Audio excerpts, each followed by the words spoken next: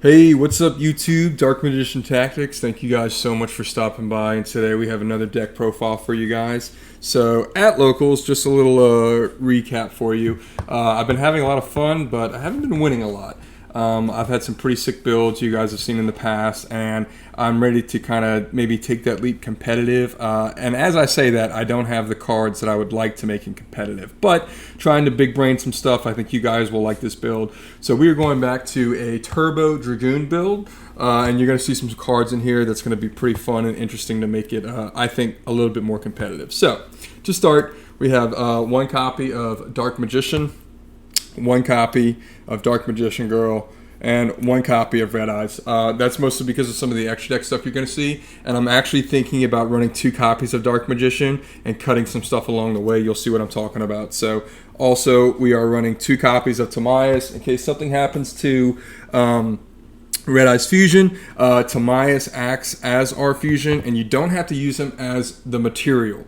He is the fusion, he is the polymerization, so you can use him as material and get the one pop with Dark Magician, or if you have Red Eyes in hand and Dark Magician in hand or on the field with Tamias, you can make your full power Dragoon. And that's what we're going for, because Dragoon without the pops, I think, is not, it's the negate alone isn't worth it. Yes, you get a big body because his attack keeps going up, but without the pops to kind of wipe boards without follow-up, I don't think it's worth running a Dragoon without a full power one or two pops. So we are also running triple illusion. I'm thinking of maybe cutting this to two. I'm seeing it a lot even without preparation of rights and test hands. So possibly running this at two. And guys, this is a 41 card build. So we're running triple Magician Souls and the one Magician Rod, as well as one Apprentice Illusion. Great card. And then one of the wild cards that we have is a Thunder King Ryu. Why are we running this? We're running this because we are running the Toy Box engine. We cut Shining Sark,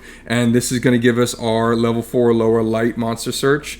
And it's a great counter to opponents constantly digging into the deck, which is something I struggle with. So having said that, we are running triple copies of Red Eyes Fusion, triple copies of Soul Servant, the one Dark Magical Circle, the one Secrets of Dark Magic, maybe bump that up to two if we cut one of the illusions, we'll see. Triple Toy Box, because we really love and we really need this engine. Two Toy Soldiers, one Toy Tank. The Toy Tank is also going to help us get into the Dark Magician Girl, as well as, actually no, that's pretty much it, the level 6 or lower. If you guys can think of a better level 6 monster to throw in with Dark Magician Girl, let me know. I'd really appreciate it, because without the Shining Sark engine, I can't think of anything offhand. We're running two Secret Village. Love that card, love that card. Something else we're considering cutting down is triple Crossout. It's been my experience playing with mostly against Yugioh, Fiendsmith, Tempai, things like that. Crossout's a great card, but I'm seeing it a lot and in multiples in my hand, so we might cut this down to two. Yeah, definitely two for sure.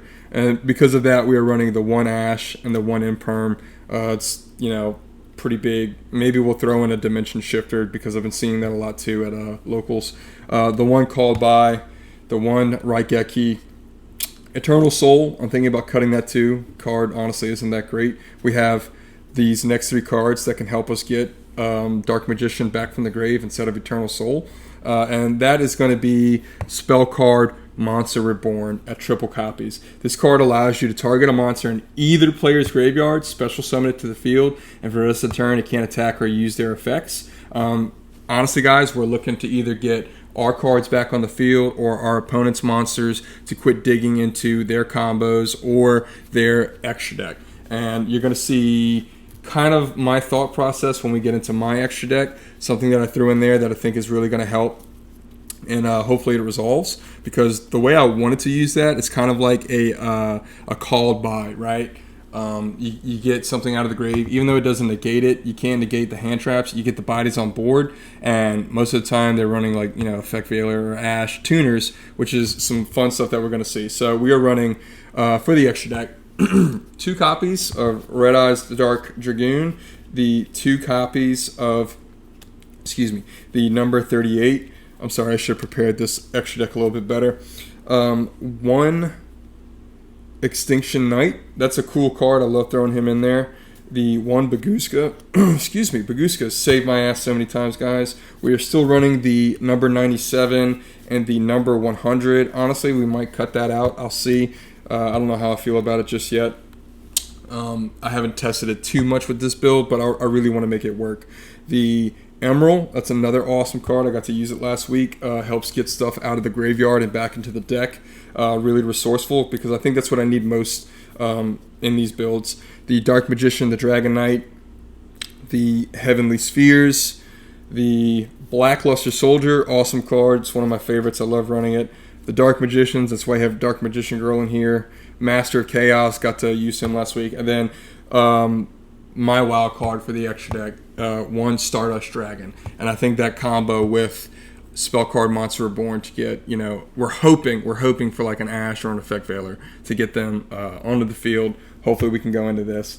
And yeah, I mean, that's the build, guys. Please let me know what you think down below. I'd love to hear your feedback. I really want to make that leap into a little bit more competitive. I know people are going to say, you know, get some, you know, Nadir Servant. Shout out to Matchy. Matchy showed an awesome build last night as of recording this video about some runic stuff that looked really, really promising. I just don't have those cards, guys. I have some Horus monsters, not all the cards that I need. I have the bestial stuff, just not everything. I have pieces of stuff, just not everything. So this is what we're working with. This is the build. Thank you guys so much for stopping by and checking out the video. Please leave a like if you made it this far. Subscribe if you haven't already. And as always, you guys have a great day.